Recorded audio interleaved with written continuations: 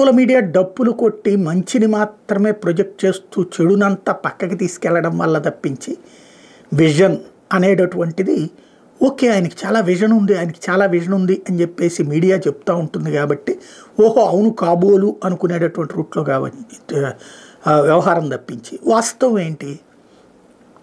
ఇప్పుడు నా విజన్లో భాగంగా 2020లో భాగంగా హైదరాబాద్ని అభివృద్ధి చేశాను. ఎవడైనా విజన్ అంటే ఒక ఊరి కోసం పెడతాడా? అక్కడ సంపాదించిన డబ్బులతో తెలంగాణ అంతా బతుకుతుందా? అసలు ఆ విజన్ ఇంపాక్ట్ కదా రాష్ట్రం విడిపోవడం. రెండు తెలుగు రాష్ట్రాలు ఇవాళ ఎందుకు విడిపోయినాయి? విజన్ వల్లనే విడిపోయినాయి. ఎందుకని? ఆంధ్ర ప్రాంతానికి సంబంధించిన పెట్టుబడిదారులందరినీ కూడా తీసుకెళ్ళి హైదరాబాద్లో తీసుకొచ్చి కూర్చోబెట్టారు. అక్కడ బడా ఆస్తులు సమకూర్చుకున్నారు. ఎప్పుడైతే ఆస్తి ఆదాయం చేతిలో ఉంటుందో వాళ్ళు కాస్త కన్ను మిన్న కానక ప్రవర్తిస్తుంటారు. వాళ్ళు అహంకారంతో ప్రవర్తించారు. అది ఉద్యోగులుగా ఉంటున్న తెలంగాణ యువతరానికి అసంతృప్తి రేగింది. అసంతృప్తిని క్యాష్ చేసుకుంటూ పుట్టుకొచ్చినటువంటి తెలంగాణ ఉద్యమం సందర్భంలో విజన్ కలిగినటువంటి నాయకుడు రెండు కళ్ళు అన్నటువంటి పాయింట్ మాట్లాడుతూ కూర్చునేటప్పటికి ఏమైపోయింది?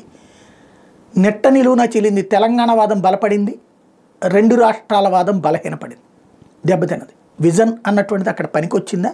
విజన్ అంటే ఎట్లా ఉండాలా? అన్ని ప్రాంతాల అభివృద్ధి. ఆదిలాబాదు అభివృద్ధి చెందాలా, శ్రీకాకుళము అభివృద్ధి చెందాలి. అన్ని ప్రాంతాల అభివృద్ధి చెందుతూ కేంద్రీకృత అభివృద్ధి అన్నటువంటి పాయింట్, కేంద్రీకృతం అనేటటువంటి ఈ అభివృద్ధికి కేంద్రీకృతం కావాలి. కానీ అన్ని ప్రాంతాలు నాశనం అవుతూ అన్ని ప్రాంతాల యువతరం చచ్చినట్టు వెళ్ళి హైదరాబాదులో బ్రతికితే అది విజన్ అవుతుందా? దాని ఇంపాక్ట్ ఏమైంది? వివిధ జిల్లాల పరిస్థితి. మరి దాన్ని విజన్ అనినే ఇప్పటికీ మనం చెప్పుకొస్తున్నాం. అదొక గొప్ప విశేషం.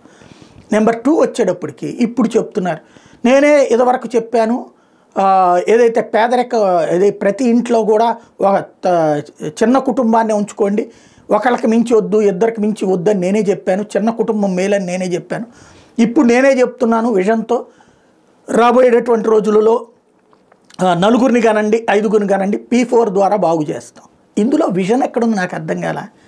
విజన్ అంటే రాబోయే రోజుల్లో యువతరం అవసరం ఉంటుంది కాబట్టి ఎక్కువ మందిని కనండి అని చెప్తే విజనా, కనద్దు అని చెప్తే విజనా?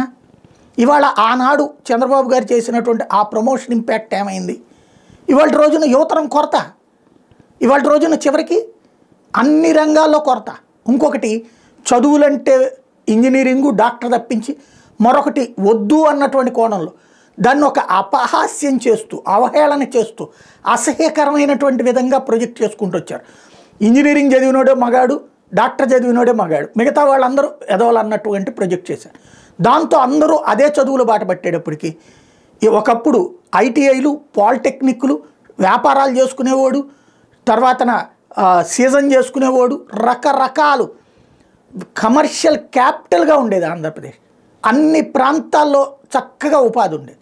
తర్వాత ఏమైపోయింది? ఇటు ఇంపాక్ట్ అవన్నీ చేయడం వేస్ట్ అనుకున్నారు. చివరికి ఒకళ్ళనే బిడ్డలుగా అన్నారు. ఆ బిడ్డల బ్రతుకులు ఇంజనీరింగ్ డాక్టర్ చేస్తేనే అనుకున్నారు. దాని ఇంపాక్ట్ చదువుకున్నోడేమో విదేశాలకు పోతాడు, లేదా పెద్ద నగరాలకు పోతాడు, పట్టణాలు పల్లెలు ఖాళీ అయినాయి. చివరికి ఇక్కడ మనుషులు దొరక్క, ప్లంబర్ దొరకడు, ఎలక్ట్రీషియన్ దొరకడు, పని మనిషి దొరకరు, ఎవరు దొరకట్లేదు. రైతు కూలీ దొరకడు, రైతే దొరకట్లేదు ఇవాళ. ఇది విజనా? ఎవరు బాగుపడ్డ విజన్? ఇప్పుడు మళ్ళీ P4 పేదరికం బాగా బలిసినోడి దగ్గర నుంచి పేదోడికి ఖర్చు పెడుతున్నాం. ఎవడెందుకు ఖర్చు పెడతాడు? నువ్వు వ్యాపారం చేస్తానంటే ఒక 20 లక్షల రూపాయలు అప్పిప్పిస్తారు వాళ్ళతో, అంతేగాని ఫ్రీగా ఇప్పించరు కదా.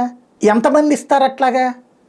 బాగా రేపు పొద్దున్న తెలుగుదేశం టికెట్లు కావాలనుకున్నాడు ఒక 100 మందో 1000 మందో ఇస్తారు.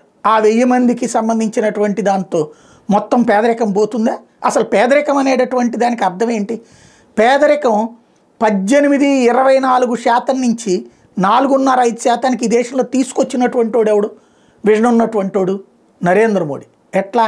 ప్రతి ఒక్కరికి ముందు తిండి, అట్లాగే బట్ట, వసతి. ఇవాళ వసతి అయితే అందరికీ ఇల్లు కట్టించాడు. అది పేదరిక నిర్మూలన అంటే. అంతే తప్పించి ఎక్కడో P4 అంటే ఎవడో బలిసినోడు, ఎవడు బాగా సంపాదించినోడిని తీసుకొచ్చి ఓ పేదోడికి కాస్త సాయం చేపిస్తే వీడు కోటీశ్వరుడు ఏది లక్షాధికారి అయిపోతాడు, ఏది 1 లక్ష రూపాయలు చందా ఇస్తే అయిపోతాడా? అది తెలుగుదేశం కార్యకర్తలకు సంబంధించి బయటోడికి అయిపోతాడా?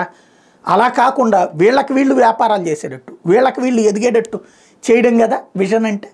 కాకపోతే నమ్మేటటువంటి వాళ్ళు, అభిమానులు, అదే అద్భుతం, ఆయన ఏం చేసినా అద్భుతం. అలాగే నమ్మనటువంటి వాళ్ళు ఆయన ఏం చేసినా దుర్మార్గం.